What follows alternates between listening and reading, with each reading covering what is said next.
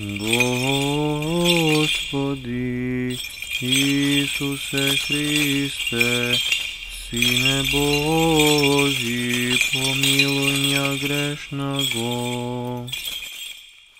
В името на Отца и Сина и Светия Дух. Амин. Возлюбени во Христа Бога, братья и сестры, Христос воскресе! Истина воскресе! Христос воскресе! Истина воскресе! Христос воскресе! Истина воскресе! Радостни донеси. Денеска Христос ја донесе радоста, што ја има светите жени мироносици, кои што, браќи и сестри, не случајно, но први се соочија со тајната на празниот гроб, односно со фактот дека Христос воскресна. И таа блага вест, таа радосна вест им ја соопшти огневидниот бел ангел, оној кој што благовести, радости и секакви добри собитија во историјата на светот и на човекот. Најмили мои, зошто не е случајно што жените попарви од мажите дозна за тоа дека Христос воскресе?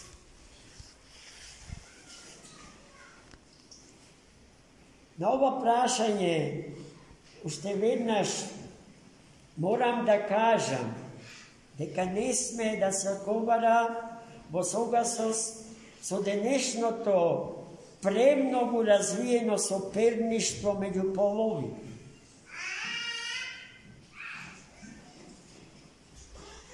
Тоа што ја краси женската природа е нејзиното смирение, а смирението е главна карактеристика на Светата Црква Божја како тело на живиот Бог. Кроткоста на жената и нејзината неизмерна љубов. Токму затоа Христос неа ја избра да раѓа и да биде сопруга. И не само да биде сопруга, и да раѓа нов живот, што е уметност над сите уметности и дар над сите дарови. Туку и да биде домостроителка. А што значи тоа? Со јазикот на либералните мислители, да се биде домостроителка значи да се биде робинка, слугинка. Но жената никогаш тоа не била во православниот дом и во православното семејство. Таа строи, устројува, гради, надградува, соградува, создава, икономисува, односно домострои. И овој грчки термин икономија, икономиса, икономисува е терминот без кој што современен свет не може да се изрази себе си кога станува збор за материјалните блага. Но жената, браќи и сестри, не е само сопруга, не е само мајка и не е само домостроителка. Таа според даровите од Бога примени може да биде научник, уметник и се друго што е и мажот. И тука не станува збор за изедначување на половите, бидејќи еднаквоста ги абсорбира и ги неутрализира разликите без кои што светот одамна ќе го нема. Тоа што ја прави жената жена е се она што мажот го нема. И тоа што го прави мажот маж е се она што жената го нема. че не станува збор за некакво изравнување, изедначување, во таа смисла еднаквост меѓу мажот и жената. Туку за заедница, за тоа што мажот и жената заедно прават едно цело, една целина, без која што ниту мажот е цел во отсуство на жената, ниту жената е цела во отсуство на мажот. И двајцата заедно го прават човекот што Бог го создал на почетокот. И токму затоа, ако Адам е маж и човек, тогаш Ева е жена и човечица. Заедно го прават човекот од Бога создаден, пред да биде Ева создадена од Адама, така што Бог ја извлече природата, женската природа во Адама, кој што до тогаш не беше маж, туку едноставно човек. Од тогаш натаму тој е маж и човек, а таа Ева, жена и човечица, и меѓу нив нема никаква разлика. Но дарот на смирение, што жената го има, ја прави неизмерно на ревнителка во љубовта и служењето кон ближни. Зошто жената дојде прва на гробот Христов? За да го помаже, за да ги изврши сите обичаи според старозаветниот библиски закон. А тоа значи за да му служи на Господ.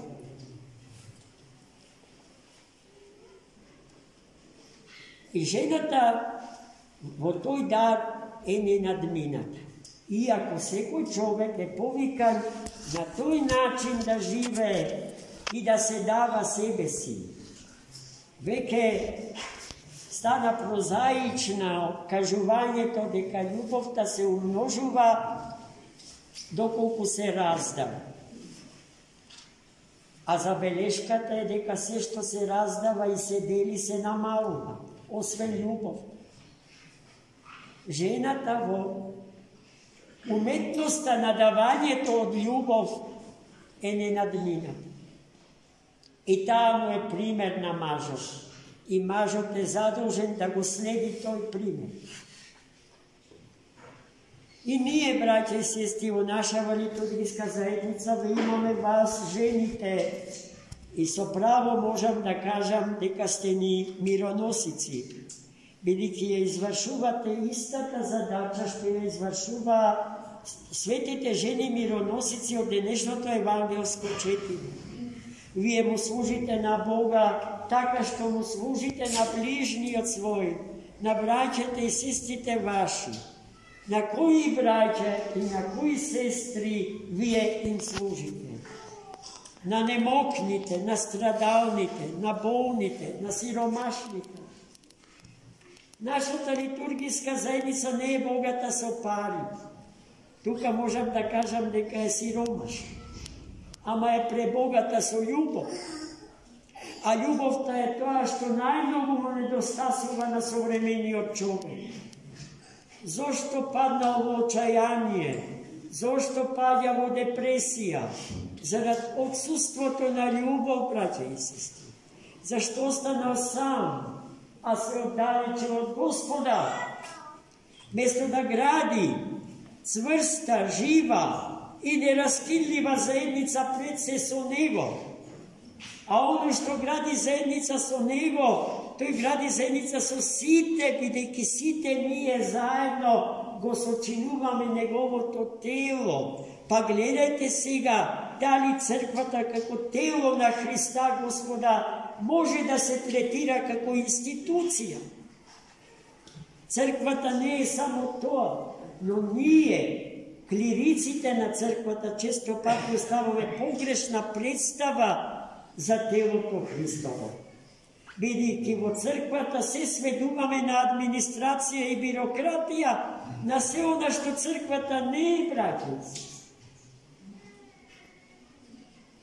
Бирократијата и администрацијата се неопходни за некои други работи, ама тие се последни, браќи и сестри, а не први и најпотребни. Затоа ве молам,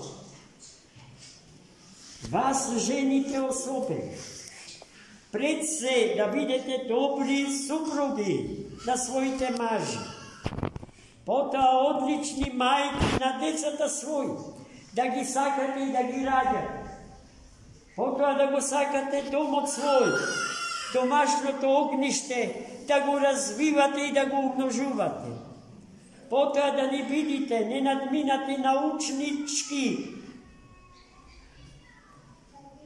во областта на сите науки, природни, хуманитарни и обштествени.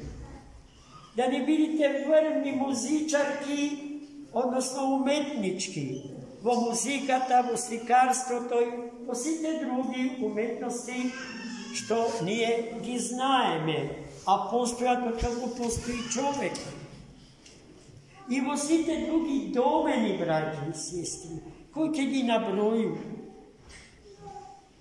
Да ја имате таа одговорност пред Бога и пред човештвото, да не подпаѓате под влијание на современите гендер философии, кои што протежираат геноцидна политика за човештвото. Ако човештвото тргне по тие патишта, ќе се самоуништи и ќе се самоубие, браќи и сестри. Зашто знаеме што е брак и во нашиот и во уставот на нашата држава. Бракот е јасно и гласно дефиниран како заедница на маж и жена. Само мажот и жената со благослов Божи раѓаат дете. Не се видело, ниту ќе се види маж и маж да родат дете или жена и жена. И тоа е просто како граф. И не треба да се објаснува многу. Но некој сака да го збуни умот наш, браќи и сестри. Ето нема да го допушти. Таа улога на објаснување пред се им ја препуштам на жените мироносици. Зашто има и подруги жени кои што работаат спротивно од тоа. А името на тие жени е платенички, се разбира. На туги ниви аргатуваат, браќи се.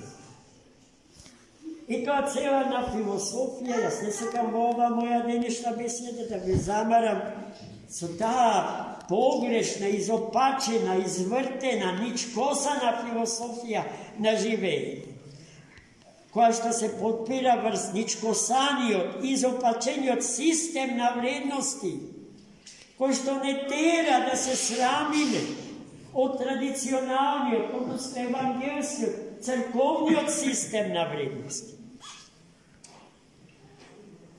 А и тука, без да ја изземам одговорноста на мажот за сето тоа, пред се ја повикувам жената.